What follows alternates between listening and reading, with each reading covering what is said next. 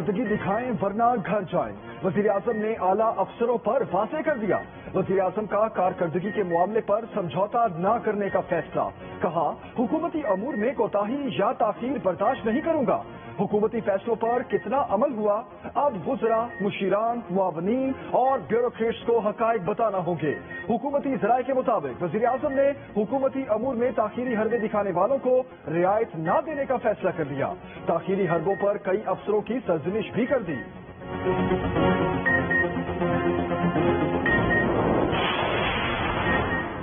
وزیر اعظم گندم کے متوقع بحران سے نمٹنے کے لیے ان ایکشن، سرکاری گوداموں میں پڑی گندم مارکیٹ میں لانے کا حکم دے دیا۔ کہا سستے بازار اور پوائنٹس بنا کر لوگوں کو سستا آٹا فراہم کیا جائے۔ ادھر وزیر اعظم نے ٹڈی دل کنٹرول کے لیے نیشنل ایکشن پلان فیز 2 کی اصولی منظوری دے دی۔ عمران خان کا نیشنل لوکسٹ کنٹرول سینٹر کا دورہ، آرمی چیف بھی ہمراہ تھے۔ متاثرہ کسانوں کو ایک پیکج کے تحت معاوضہ ملے گا۔ وزیر اعظم نے کہا کورونا کے ساتھ ٹڈی دل حملہ بھی پاکستان کے لیے بہت بڑا چیلنج ہے۔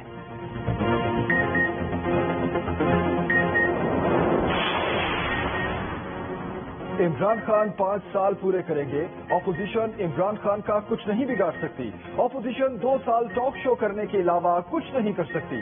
وزیر ریلوے شیخ رشید کی پریس کانفرنس، کہا شہباز شریف میری پارٹی کے آدمی ہیں، جیسا کہوں گا ویسا کریں گے۔ چیف جسٹس فیصلے کے بعد پاکستان بدلنے جا رہا ہے۔ چیف جسٹس کے فیصلے کے بعد جھاڑو پھیرنے جا رہے ہیں۔ فیصلے کے بعد نیب کے پاس کوئی بہانہ نہیں بچے گا۔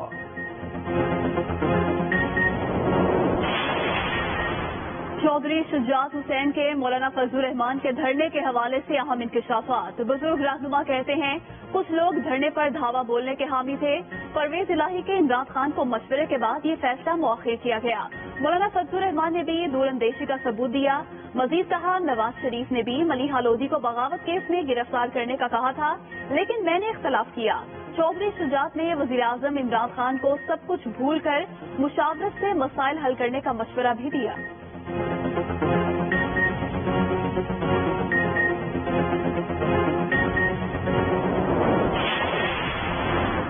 وفاق نے مسائل سے توجہ ہٹانے کے لیے عزیر بلوچ کی جی آئی ٹی کا معاملہ اٹھایا۔ اتحادیوں کو فائدہ دینے کے لیے بلدیہ ٹاؤن کی جی آئی ٹی غائب کر دی گئی۔ پیپلز پارٹی رہنما سعید غنی کی صوبائی وزیر ناصر شاہ کے ہمراہ پریس کانفرنس۔ سعید غنی نے کہا وزیر اعظم کہتے ہیں مافیا کے خلاف ہوں تو پھر جہانگیر ترین کو کیوں باہر جانے دیا۔ صوبائی وزیر ناصر شاہ نے کہا وزیر اعلیٰ سندھ نے نالوں کی صفائی کے لیے فنڈ جاری کر دیے ہیں، اگست کے آخر تک کام مکمل ہو جائے گا۔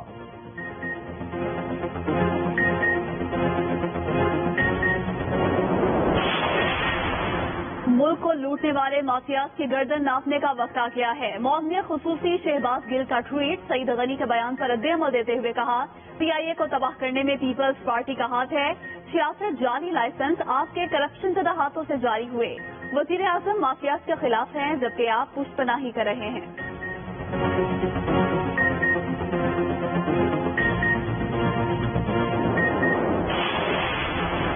تحریک انصاف نے سعید غنی کے بیانات مسترد کر دیے۔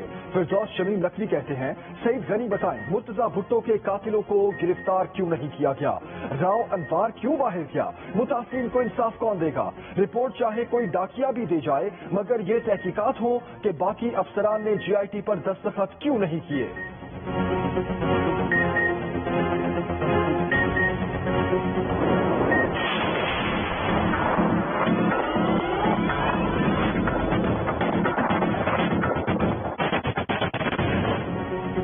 نیپرا میں کے الیکٹرک کے خلاف عوامی سماعت، نیپرا نے یکساں ٹیرف کا انڈیا دے دیا۔ چیئرمین نیپرا کے سی ای او کے الیکٹرک سے سخت سوالات، پوچھا جب اسکول کالجز کھلیں گے تو پھر کیا ہوگا، تیاری کیوں نہیں کی، آپ ہمیں فیل کر رہے ہیں۔ کے الیکٹرک کے سی ای او مونسلوی سماعت چھوڑ کر چلے گئے۔ چیئرمین نیپرا کے اظہار برہمی پر مونسلوی واپس آ گئے۔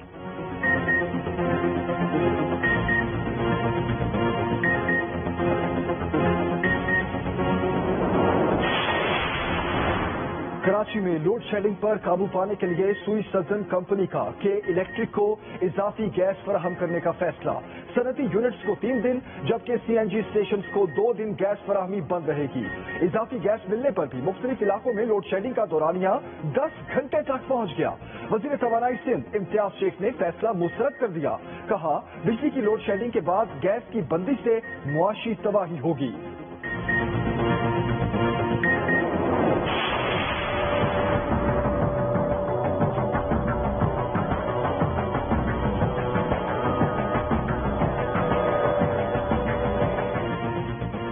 केसेस में कमी का सिलसिला जारी। गुज़िश्ता 24 घंटों में 2,751 नए केसेस रिपोर्ट।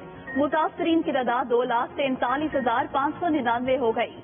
मजीद 75 अफराद जाम बहक। मजमूई अमवात 5,058 हो गई। 1,49,092 मरीज वबा को शिकस्त भी दे चुके। लाहौर समेत मुल्तान, फैसलाबाद, गुजरांवाला, सियालकोट, गुजरात, रावलपिंडी के कई इलाकों में स्मार्ट लॉकडाउन नाफिज कर दिया गया।